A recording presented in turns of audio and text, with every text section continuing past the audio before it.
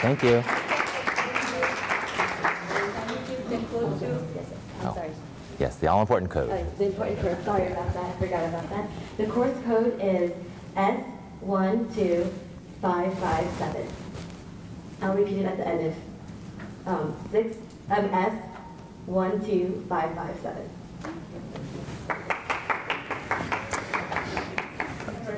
Can everybody hear me okay? Yes. Yeah, the mic's coming through good? Whoa, okay, I won't do that again. Good morning. My name is Tony Park. I'm very pleased to be here. This is my second year doing this gig, if you will. And it's always a very lively group. And I guess just the way that I like to present my CEs is a very interactive, if you will, audience participation. I love it. The more worked up you guys get and the more feedback I get from you, I think the more enriching experience it can be for all of us.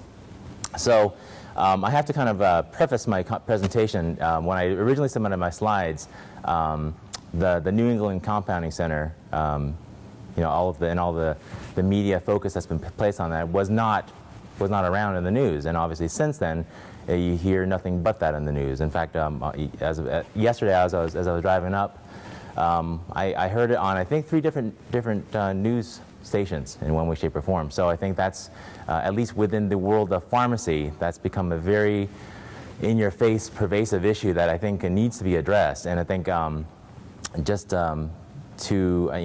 if my purpose is to hopefully share some of the new, some of the more pertinent things in pharmacy law as technicians and pharmacists, I think it's incumbent upon me to start with that, actually. My conflict of interest, I have none. These are the learning objectives. I have tons of slides, and I know we're not going to get through probably not even half of them, quite honestly.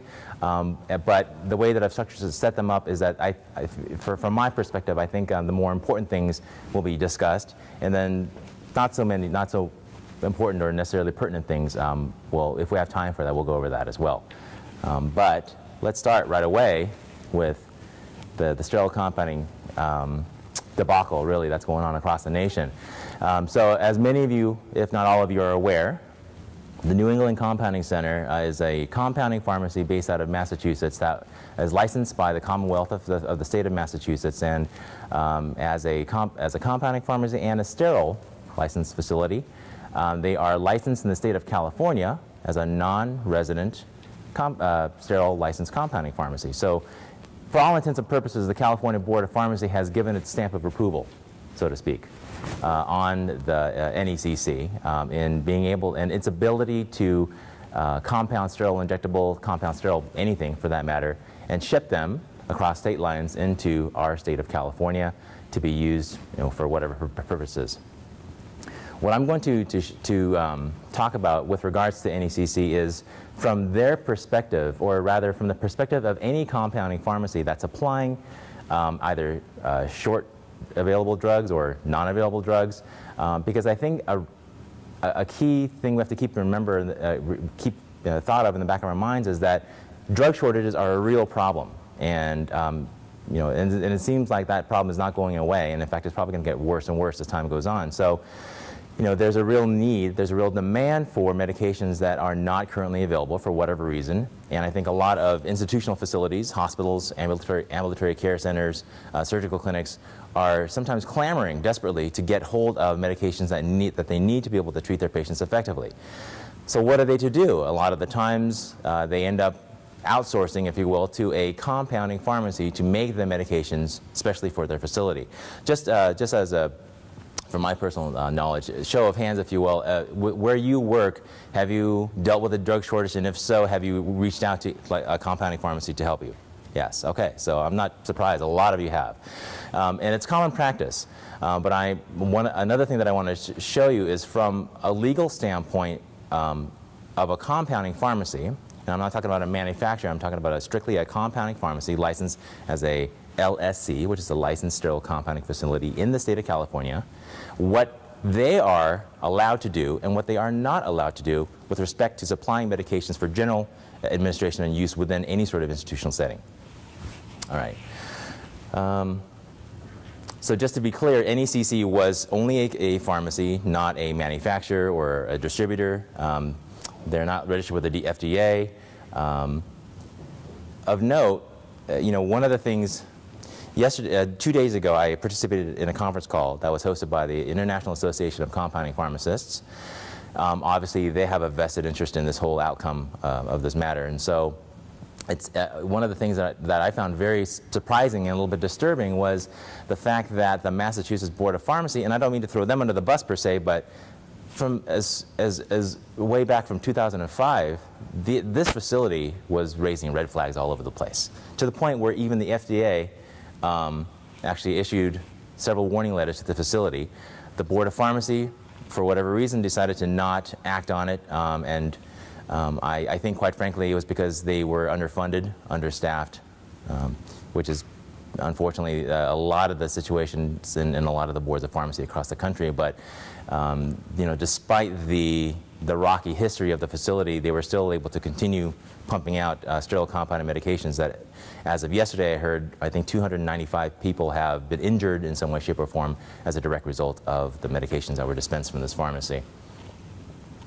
Even more shocking to me, what I discovered was that a lot of the purchasers, so a lot of the hospital facilities, perhaps some of where you guys work at, when they were buying products from NECC, according to, obviously there's a business transaction between the purchasing agent of the institution and the compounding pharmacy, but after the drugs came in-house and they were distributed to the various wards, floor stock, whatever, the labeling had no mention of the fact that it was a compounded product, or if it did, it was so small and minuscule that most people, they look at the label and they assume that it was a manufactured drug from a manufacturer, which all of the respective assumptions of it being an FDA-approved product, so forth and so on, they thought they were getting a good and safe drug to use, and obviously that was not the case. All right, so quick review of, from a regulatory standpoint, for a sterile compounding pharmacy, who looks after them? Who is their watchdog that's supposed to provide the oversight, the regulatory oversight, and basically make sure that they're doing what they're supposed to do? Obviously, you have the State Board of Pharmacy. The FDA has amazing powers in terms of their ability to reach in and do what they want to do with a compounding pharmacy. So, technically speaking, from a legal standpoint, the Food and Drug Administration has the legal authority to go into any pharmacy, not just compounding pharmacy, any pharmacy, conduct an on-site, unannounced audit. That's because their auspices have involve all things drugs. So, as the announcer mentioned, when I owned my sterile compounding pharmacy, I actually did get visited by the FDA a couple of times because I was compounding medications that, well, for political reasons, I was actually cutting in, my compounded products was sort of cutting into the market share of a large manufacturer, and so that kind of tipped off the FDA. Whole other circle of political events happened there, but in terms of their ability to just show up at my door unannounced and flash their FDA card, say, I'm here to inspect you, that's a real possibility, and I think because of this NECC event, more and more of that is going to happen. The DEA obviously has the authority to perform unannounced inspections because a lot of pharmacies, if not all of them, deal with controlled substances, and a lot of compounding of controlled substances.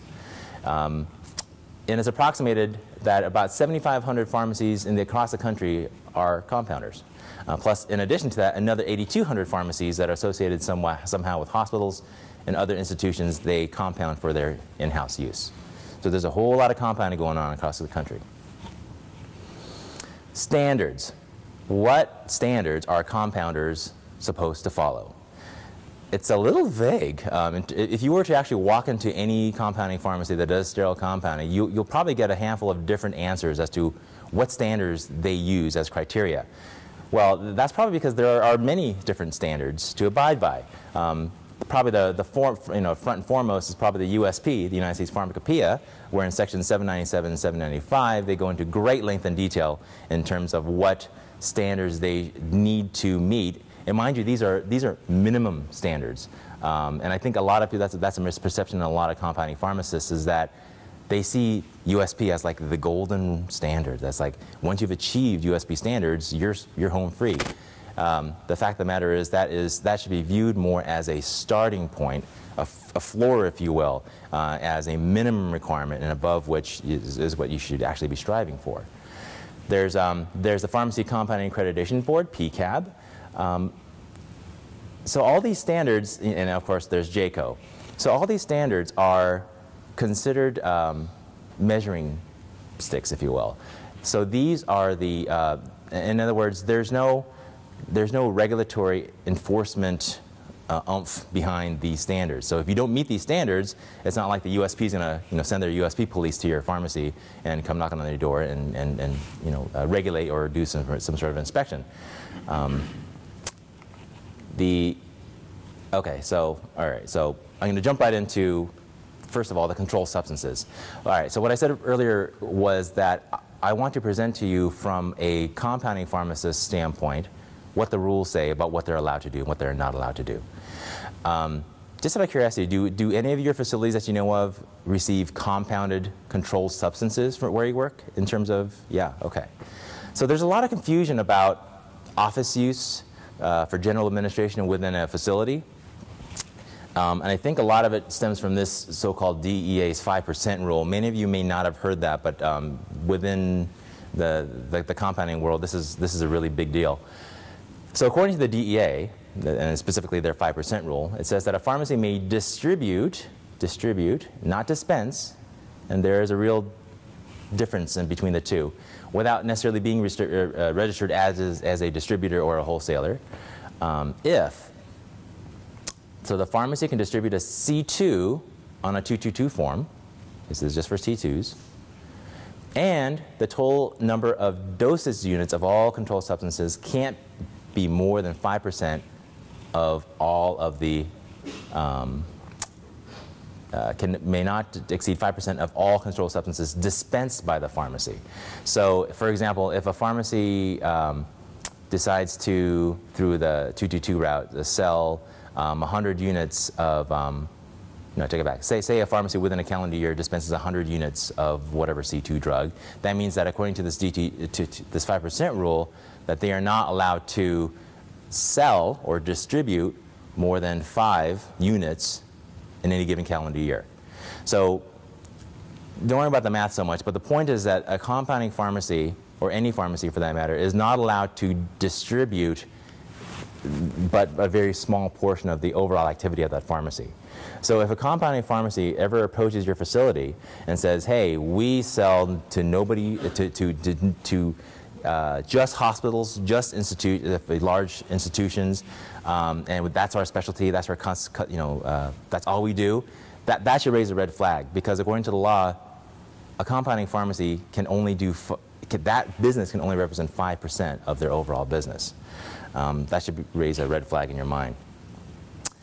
So with regards to the Schedule 2s, there's a lot of transactions out there that are being done pursuant to a for-office use prescription. What I've seen a lot happening out there is that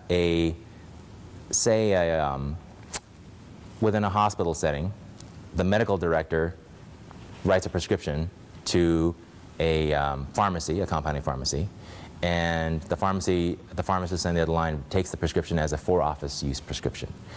And then they basically compound the drug, label it properly according to all the rules and regulations, and it's labeled for office use.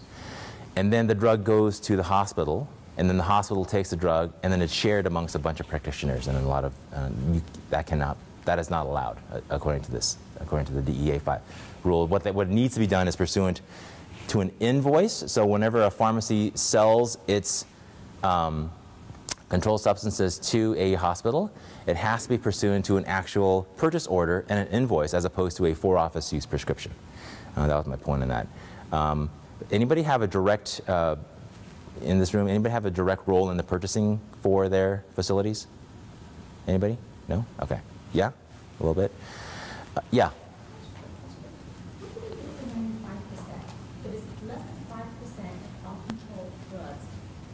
So the 95% is supposed to be medications that are dispensed pursuant to a traditional prescription.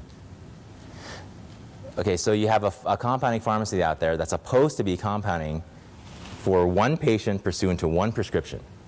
95% of their activity is supposed to be that. And the other 5%, they're only allowed 5% of their activity to be this furnishing, basically, of drugs to a larger institutional setting to be shared amongst various practitioners within that setting. Yes? Okay, just to clarify here, we have this 5% rule. It says not to exceed 5% of all controlled substances dispensed by the pharmacy. The same compounding pharmacy is referring to that. So dispense means to a particular patient, doesn't it? Yes, it does. Okay, so 5% dispensed to a particular patient as opposed to distribute to the hospital. So it's not to a particular patient. I mean, it's the overall body of activity of a pharmacy is what you're looking at here.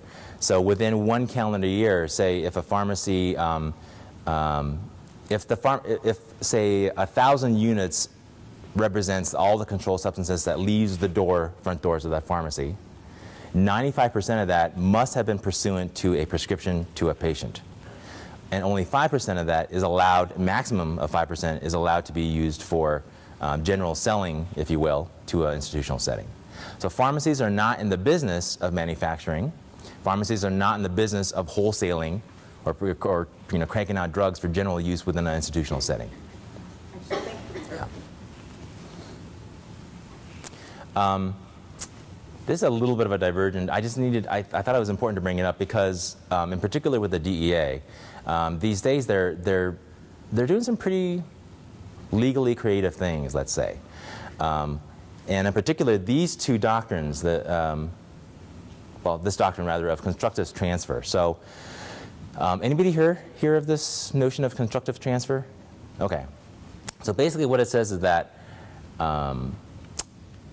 constructive transfer is when a compounding pharmacy makes a controlled substance compound for a patient. Say it's for a 3 mil ampule of testosterone cypionate in some sesame oil or something like that, for example. So we're dealing with a controlled drug that was compounded specifically pursuant to a prescription for a specific patient. So, but because it's an injectable drug, if you dispense it to the patient's not going to inject themselves, more likely than not. So the patient's going to need somebody to help them inject it into them for them.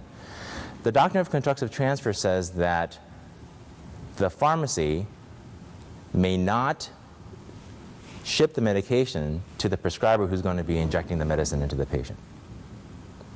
Let me repeat that again. It's counterintuitive. The DEA says that a pharmacy that compounds any controlled substance for a patient, even though it's pursuant to a specific prescription written for a specific patient, that the drug must go directly to the patient, and the patient must then take the vial and deliver it take it to them with their doctor's appointment.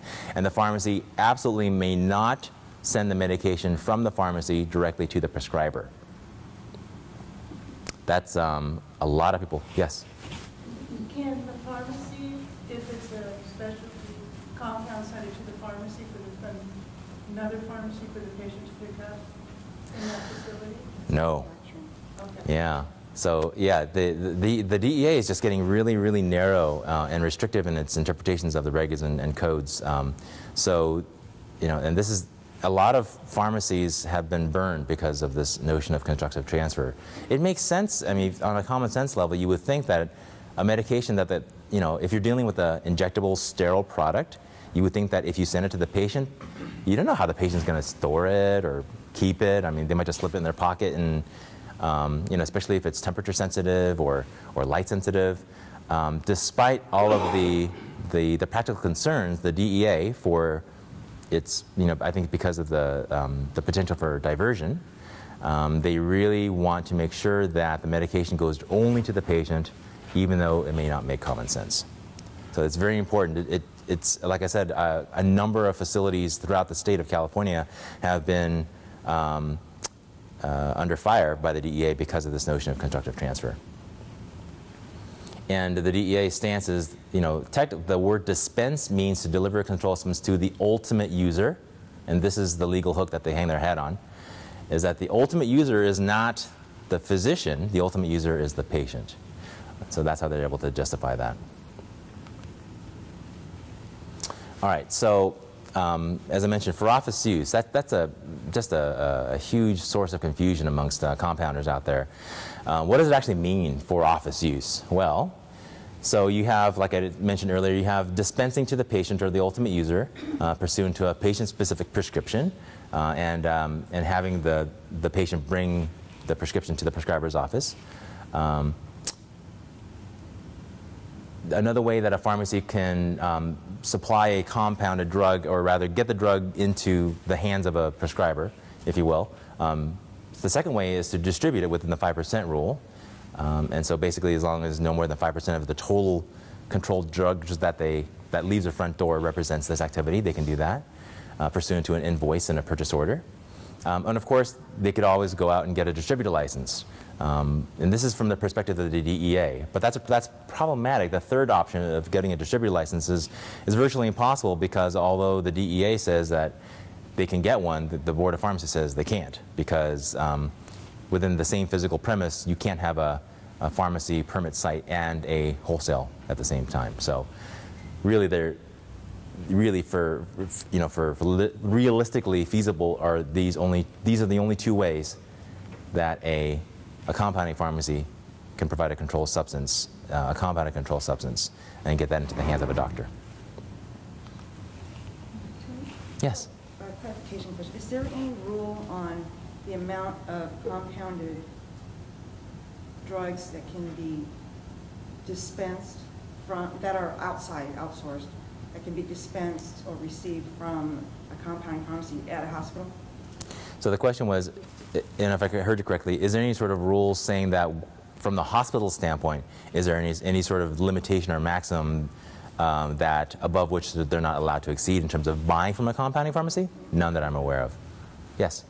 You mentioned something about if a compound pharmacist tells you that they can't send something to you because they would need a physician order for a specific patient, and that 5% rule and stuff like that, that should raise a red flag. From a hospital standpoint, when we're dealing with compounding pharmacies, how do we know which one to pick? As far as, do we want them to have a manufacturer license so that way they would have to, follow all the good manufacturing practices? Or is a distributor license enough if it's fall below the 5% rule? Or how do we? So you're talking about quality. So basically, what can you do from the hospital standpoint to ensure the quality of the things that you're getting from a compounding? Is that basically your question? Yeah, and to make sure that they fall within the regulations. I mean, how do I know that they're not dispensing more than 5%? Right. 5% rule. And how does the 5% rule really affect us on the purchaser end? So, well, I'll go last question, then go to the first. The last question with regards to the 5% rule is, I presented that to you because from a pharmacy standpoint, they're not allowed to. But from your standpoint, there's no way for you to know whether or not the pharmacy is exceeding the 5% rule or not. So, the quick and easy answer is there is no way for you to know. And I guess it doesn't necessarily affect you, per se, other than the fact that if a pharmacy presents themselves as being compounders to just hospitals, that's a problem. I'm not aware of any facilities that tout themselves as such, but with regards to the quality question, I think right now, because of the NECC situation, the Board of Pharmacy is contemplating the idea of not allowing any non-resident pharmacies from importing into California any sterile compounded products. That's a bit of a knee-jerk knee-jerk reflex action. I think it's might be a little bit overly harsh. There are some pharmacies that do have a manufacturer's license. I'm aware of very few that do that. It's exceedingly difficult to get one, first of all. So if you know of a pharmacy that also has a manufacturing license, I'd be curious to know them. The distributor license is not going to help you one bit in terms of quality. That just means that they can distribute more stuff outside the 5% rule. I guess really the only way to know is a couple of factors to consider. One is, are they physically located within the state of California? If they are, and they're compounding licensed sterile compounded products, it gives you some degree of reassurance, because the Board of Pharmacy is required, and they actually do this, to at least once a year go into every single licensed sterile compounding pharmacy and do an on-site physical inspection. Yes? The first case, the last case we have this meningitis happens to a California-based compounding pharmacy, and that was what, 5-6 years ago or so? Are you talking about Doc's Pharmacy? Yeah. So Doc's Pharmacy, for all of you that are unaware of the Doc's Pharmacy case that basically precipitated all of the regulations that we have now in California with regards to compounding, they were basically a mom and pop pharmacy located in the Bay Area in the city of Walnut Creek. And there were no regulations whatsoever at that time. It was very wild, wild west. So I know for a fact that they were engaging in sterilization techniques for steroid intrathecal injectable suspensions, using autoclaves that were not meant for that purpose, using equipment that was meant for sterilization and cleaning of equipment, not suspensions, you know, especially for injection into human bodies. There was a lot of deficiencies in their procedure. They had no Q&A. They had no policy and procedure, really. So, but since then, although that was a tremendously tragic thing to happen to those patients that died, the good thing, if you will, that came out of that was the enormity of the regulations that we have now. So yes, there was no measure of reliability back then in terms of anything any product that left the doors of any compounding pharmacy. But now, because of these new regulations, I think there, to a large degree, is a good, if it's a California licensed LSE located within the state of California, there is some reassurance to be had knowing that at least once a year, a Board of Pharmacy inspector, usually a team of inspectors, will go into the facility and conduct a very rigorous on-site inspection. So what kind of license is it that they have to get that's different from a hospital pharmacy license? Or, you know, just a pharmacy license? Right. Okay. So within the world of pharmacy site permits, there's two. There's this typical PHY pharmacy permit, and then there's the LSC. It's a relatively new category of licensure called, and it's an acronym standing for Licensed Sterile Compounding. And it's readily available on the Board of Pharmacy website. If you look under the left column of the Board of Pharmacy website under Verify a License, if you ever want to know whether or not a pharmacy that you're doing business with is an LSC, just look them up. If not, they're not. So that's, you know, that's the Board of Pharmacy. I have to give them a lot of credit in terms of being very proactive and getting on the ball with passing and promulgating regulations to, you know, directly head-on meet the challenges of sterile compounding. And I think that one case in Doc's Pharmacy a number of years ago up in Walnut Creek really was the catalyst that sparked the fire, and now we have this whole new category of licensure. We have a completely whole set of self-assessment, mandatory self-assessment by the PIC specifically for compounding activities in any compounding pharmacy. There are very specific things that a pharmacy must do in terms of testing, end product testing and quality assurance. That they might not be the most rigorous standards out there, but at least it's something. Before there wasn't anything, and people were kind of doing whatever they felt like. It is amazing how the profession has changed, actually for the better, actually. All right. Okay, so the for-office use, going back to this topic, this specific Business and Professions Code section 4052 deals with a pharmacy furnishing to a prescriber. And the law says that notwithstanding or despite what any of the other portion of the law says, a pharmacist may do this, furnish a reasonable quantity. That's a very ambiguous term of compounded drug product to a prescriber for office use by the prescriber. So the two things that kind of jump out at me with regards to this regulation is, what the heck is reasonable quantity? What does that mean? Second is, to a prescriber, does that mean to the individual prescriber but not the actual facility, not to be shared by the prescriber's other co-prescribers? What does that actually mean? I think as short as 2 years ago, maybe even 1 year ago, the Board of Pharmacy had a very broad interpretation. Reasonable quantity, I mean, 10, 15, 20, 30%. There was no hard figure as to what the cutoff was beyond which the pharmacy exceeded reasonable quantity. And again, up until maybe 1 or 2 years ago, to a prescriber was was very broad. So it did allow a pharmacy.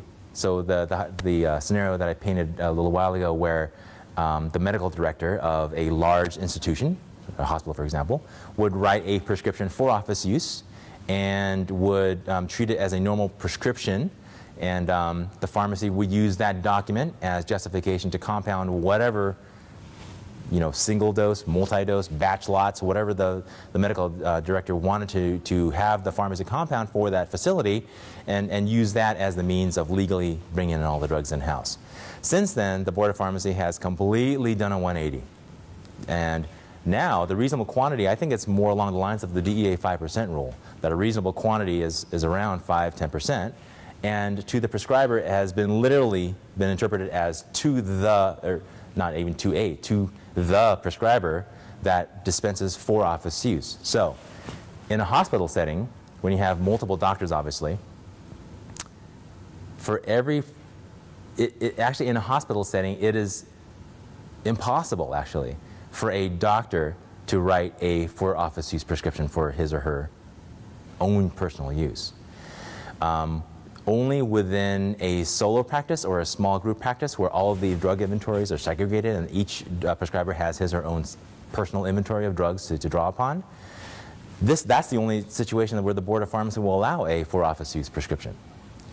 So gone are the days where the doctor can, a medical director from a large institutional facility like a hospital or a ambulatory care center can write a for office use to cover all the prescribers and all the in-house use of any compounded drugs. Yes? Yeah, but now most of the hospital facilities have group doctors. I mean, all of our doctors are a member of our group, actually our group in our healthcare facility and organization. So they're not really their own standalone doctors anymore. They're actually doctors of staff of the whole hospital system. Right. So you can't even use for office use in that respect because they're all part of the whole facility. Exactly. So I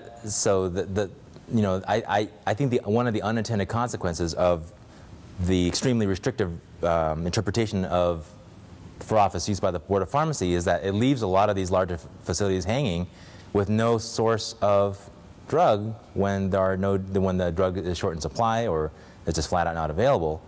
It really puts them in a bind. And actually right now there is, because I'm somewhat part of it, of the discussion between the California Pharmacists Association actually and Virginia Herald of the Board of Pharmacy, addressing this issue head on, saying, wait a minute, really, Board of Pharmacy, do you really want to put the hospitals in a position where they can't get any drugs or are extremely limited in the way that they can get drugs into their facility? I don't know how it's going to play out, but yeah, it really puts them in a bad place. Now, we're really prescribing, we're getting the prescription directly for the end product patient, and then it's brought in directly for that patient. Yeah, that's the only way to do it. The only way now that we're patient-specific prescriptions. Yeah. Then we do get batches of certain other, like we used to have hernia, so we still get a lot of Furacin, but it's the whole batch is sent to us, but we have to have a prescription written for that specific product. Yeah, there's, just because the law says something and just because the Board of Pharmacy seems to enforce it a particular way, there's tons of activity going on that's technically illegal or technically against what the Board of Pharmacy's posture is at this time. So I'm just presenting you what the current thinking is, not the thing that's actually been done out there. Because people still need access to medications, and it's kind of funny. The Board of Pharmacy's mantra, their mission statement, is to protect the health, safety, and welfare of Californians. Well, it seems kind of counterintuitive if they're actually preventing Californians from getting the very drugs that are needed to keep them health, safety, safe and well. So a lot of it's actually political. So it's being worked on, and I think it's going to work out okay in the end, hopefully. All right. So this is what happens when a pharmacy sells outside the scope of a traditional patient-specific prescription, and the Board of Pharmacy will go in and look into the details of the transaction. They're first going to look for manufacturing practices that are simply masked as compounding. And then quite frankly, across the country, there are so many compounding pharmacies now that are doing it right, but there are so many other compounding pharmacies that are basically completely exploiting a loophole in the system, if you will, where they're actually manufacturing, I would argue, on a large scheme, and I think NECC was one of them. The practice of compounding within the within the body of law that regulates pharmacy is such a small little exception to the overall rule. And yet it's been completely exploited by some, and to the detriment, I think, of the overall health system, where it's basically manufacturing, and it's actually, I hope that it's not going to lead to a lot of political backfire. There's many actually within Congress that are, in response to their constituents, rightfully so, that are basically saying, well, let's just shut down all compounding. We don't want compounding because they're just a bunch of bad, evil people. And there's actual real talk in Washington, D.C. that this might be a real possibility. And that's a real danger. And that would be a really bad thing. Hopefully we'll have enough, well, I won't get into the political aspects of it, but that's a real concern as of now. All right, so first the Board of Pharmacy is going to look at, are you really a compounder, or are you really just a manufacturer and using compounding as an excuse to manufacture? And assuming that the office use prescriptions are actually for office use of a single prescriber, and quantities do not exceed a reasonable supply, one bright line, although the reasonable quantity is very ambiguous, if a pharmacy supplies no more than 72 hours worth of medications to that for office use, then that's clearly within the reasonable quantity. Anything above 72-hour supply, who knows? Then the board will start to do some math and calculate the extent to which your total units that are furnished or distributed under non-traditional means exceeds those that were legitimately dispensed. So it's sort of like a quasi-adoption of the DEA's 5% rule. So this is the process that the Board of Pharmacy uses to determine whether or not a pharmacy is in violation. All right. So, kind of going to the question that was posed earlier with regards to standards, quality. How do you know that the things that you're getting from a sterile compounding facility is good to use and clean? Well, these are two specific regulations in the Board of Pharmacy rules that directly address that question. So, the definition of integrity means the retention of potency until the expiration date, and potency is basically plus or minus 10% of the labeled amount. The beyond use date, so now we're talking about basically the expiration date of the product, must not exceed 180 days from the preparation. So whenever you see a compounded drug that's being used in your facility, you should never see a 1-year expiration date. Never. Unless it's supported by stability studies of a finished drug since using the same components or packaging. Basically, the default rule is no more than 60 days. If you see a beyond use date or an expiration date for a compounded drug that's longer than 180 days, then you should ask for backup documentation. How can you prove that it's longer than 180 days? And if the compounding pharmacy is on the up and up, they will provide you with documentation of a degradation study, some sort of outsourced laboratory that actually looked at analyzed, and investigated their drug product and proved that it was still good a year out as it was today. Note this part, or the shortest expiration date of any component in the compounded drug product. You guys in the hospital setting, you'll never know what the shortest expiration date of any one component is. And a lot of logistical problems within a compounding pharmacy, very common thing seen is that some of the chemicals that are used in the compounding, the production of the drug, some of them don't have expiration dates. Some products, yeah, amazingly. It's very commonly seen. There's a lot of valid manufacturers of chemical excipients, and where you basically measure out certain ingredients to form the final product, but a lot of those chemicals don't have any expiration date. And I'm not sure if that issue's been directly spearheaded. Fortunately, for a lot of the active ingredients, there are suggested expiration dates. But in terms, especially for inactive, there are none. Yes. I noticed the ones that did not have the expiration date or lot number or anything are now starting to show those. And they're fairly out there, but they're now showing. Okay. Like, something like back in the day, like glycerin. Sometimes, back maybe 5 years ago, we never saw an expiration. And what do you stick there, where lot number and expiration, I just mark a line, nothing NA, Yeah. Yeah. But now, I'm starting to see it. That's encouraging. That's encouraging. Good to hear. Yes. A lot depends upon the type of grade that they're using as the chemicals too. If it's reagent grade or it's USP graded, I mean, that makes a whole lot of difference. Yeah, you bring up a very interesting point. So within chemicals that are available, there's various qualities of grade, if you will. So you have USP grade, which is like the gold standard, and then you have NF grade. Well, NF and USP are pretty good, and then you have reagent grade, which you're getting into some, basically those chemicals are not necessarily meant for human use or consumption, that they're used for industrial use. I know some pharmacies. I have known some pharmacies, because usually those lower grades are cheaper, sometimes a lot cheaper, they will resort to using some of those lower grades. And they were not meant to be used for human consumption and use. And I guess that kind of goes to whenever a hospital makes the decision to buy from a particular compounding pharmacy, there needs to be a lot of due diligence and a lot of, what I wouldn't recommend is just using word of mouth. Saying, my friend that works in X hospital down the street said they use this hospital pharmacy and they seem to be doing a pretty good job, and you should consider using them too. I think that's the worst way, and I think that as the method of deciding which compounding pharmacy to use, I think NECC, that was how primarily the word got around. They had some really good marketing people. They befriended a lot of physicians that were in very powerful decision-making positions, and word of mouth. It's a very effective marketing tool, but that's not necessarily the best way to choose what compounding pharmacy you want to use. Yes? You just brought up something that kind of crosses over. Isn't there something with that advertisement too, with the pharmacy, even though they're compounding? Isn't there advertising laws that would prevent too much of that?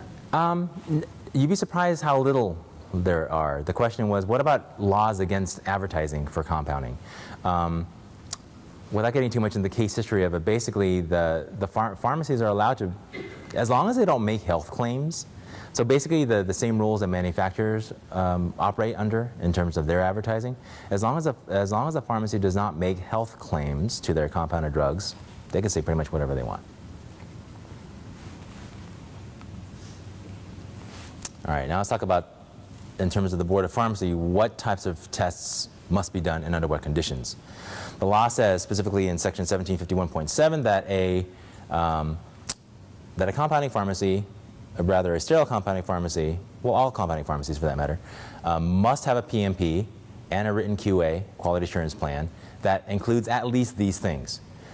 A written justification of the chosen expiration date. So as a buyer of a hospital in dealing with a compounding pharmacy, I would want to see this PMP and I would want to see the QA.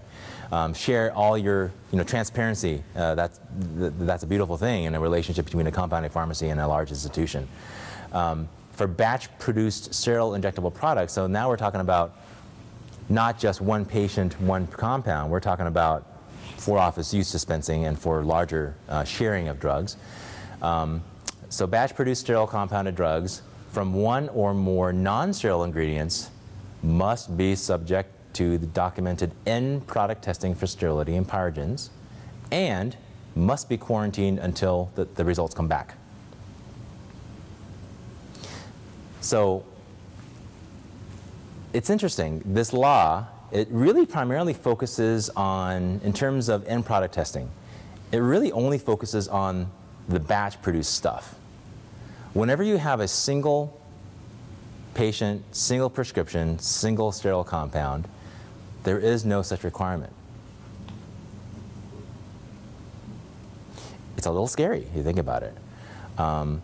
but as the law stands now, the only requirement for any compounding pharmacy that does sterile compounding is under the batch-produced sterile compounds. Now, I will say, yes? You know, if any pharmacies actually will get a tiny portion of it tested, just in case something might have been on there. Yeah, so do you guys hear that question? Do I know of any pharmacy that on an individual, single prescription, single patient basis takes a little portion of that compound and sends it out for testing? I know of some that do it on a fairly routine basis, but they do it because they know that that particular compound is going to be used by a number of different patients. Okay, so if you have a one-off, a true one-off, where it's some bizarre compound that you never have compounded in the past and you don't anticipate compounding in the future, then more likely than not, I would venture to guess that most pharmacies would not bother to go for the sterility and pyrogen testing for that product. But if there's a particular compound that in the overall general market is in hot demand, and you have a one patient, one prescription, one compound scenario, and you know you're going to be doing it over and over again, then that pharmacy really should take a random sampling of one of those times they do it and submit it for sterility and pyrogen testing. And that's because really then at that point they're actually validating their process, that they knew that the process that they're using is good. Yes, there was a question over there? Okay, yeah. Yeah, yeah. So, although the law doesn't specifically require it, it's very good practice, and I think the reputable pharmacies will do that. And if with the relationship, going back to the relationship between the compounding pharmacy, that is something that I would actually absolutely demand that I see, is that what are you doing above and beyond what the law legally requires at a minimum? Yes? Is there any standard about what percentage of products of their batch should be tested? So the question is there any sort of standard or minimum number or a percentage of the batch that should be tested? Legally, no. The guy that just walked out of the room, he was a great person to answer that question. He works for a laboratory. but I think, if I'm not mistaken, I think the USP has some recommendations, and I want to say off the top of my head, and don't quote me this, like 15%, 10 to 15% of the overall amount that you produced should be submitted for batch testing. But from a legal standpoint, no, there is none.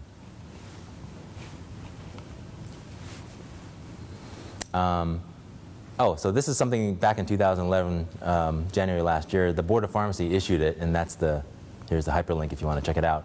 Which leads me, these slides, especially these first 14 slides, they're not available anywhere, unfortunately. At the end of the slides, my email is there. Email me if you want them. I will gladly share them to whoever wants them. So I just want to let you know of that. So the Board of Pharmacy, in an official guidance letter that it published to the general public, said in this Q&A format, must every sterile and non-sterile compound undergo qualitative and quantitative analysis?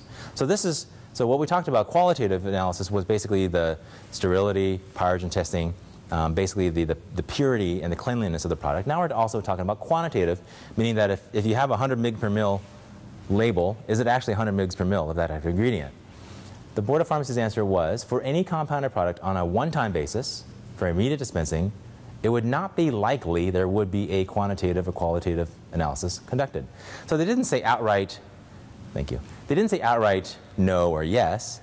It was, I mean, this is how the Board of Pharmacy works. They're so great. But anyway, I interpret this answer as saying no. There's no mandatory requirement. But they kind of save themselves here. For products that are compounded from ongoing therapy, like the one hot product that's going to be made over and over again, it would be expected that it's so passive. It would be expected that there would be analysis done initially and on a periodic basis to validate the product and compounded process. The same holds true for sterile injectable drug products too. That caught me off guard, like, wait, I thought that's what you're talking about. But no, the Board of Pharmacy is talking about all compounded products, not just sterile. I don't know of any pharmacy, and I've been a little out of touch, admittedly, because I've been in law school for a while. and I just came back to California, but I don't know of very many pharmacies that are actually doing quantitative analysis on their non-sterile products. So for compounded capsules, compounded creams, there is no mandatory requirement, but the Board of Pharmacy, I guess their expectation is that some quantitative analysis to basically verify the potency be done on a regular basis. Has any of you heard of any pharmacy doing this type of thing? No. But that's the expectation. I think from a long-term viability standpoint for the profession of compounding, I think it's going to be, I think it's going to be required. Yeah, I'll say that's enough about that. All right. However, if 2 or more sterile injectable products are being compounded from 1 or more non-steriles, in other words, batch compounding used for, then there must be end product testing and a quarantine process. The quarantine process, the way that it works is that when a compounding pharmacy makes, like, say, 10 vials of something, and they submit one of those vials, randomly picked, for sterility and pyrogen testing, they're supposed to basically take the other 9 and put them in quarantine and shall not be touched or used under any circumstances until the test results come back. Sometimes, logistically, that doesn't work out so well because the very next day they might get a call from, this frantic doctor saying, I need that drug, I need that drug. So what do? What's that? Send it down? Let it go? I would argue don't let it go. Rather, make the doctor write a prescription for that patient and do a single compound, separate from the batch. That's the sort of creative, slightly cheesy way around it. But I mean, it's a fix for an imperfect system. So in those situations, because I've been asked this question, in that situation, instead of picking a bottle from that batch for which it's supposed to be in quarantine, because that completely undermines the purpose of quarantine, instead make another single dose for that one patient pursuant to prescription. I'm running out of time. I can't believe it. It's already almost 10:05. And I've only, wait, let me see if I can.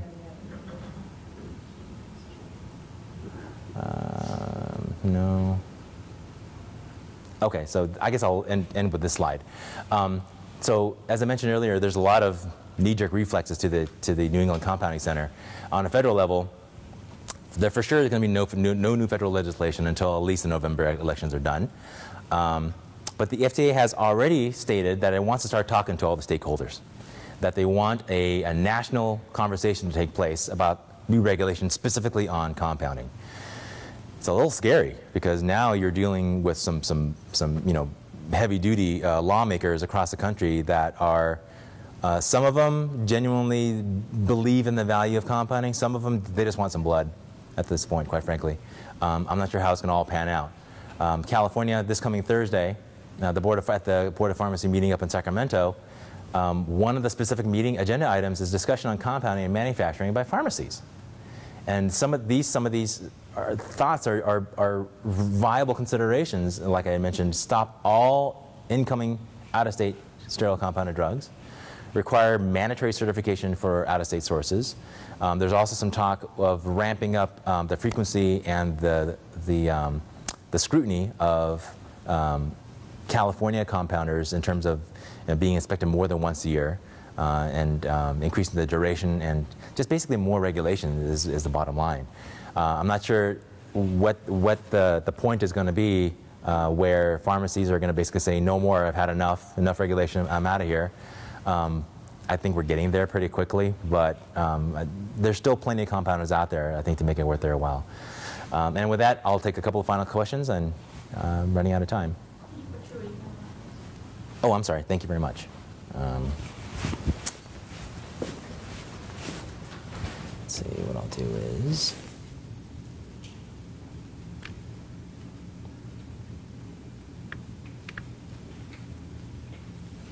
All right.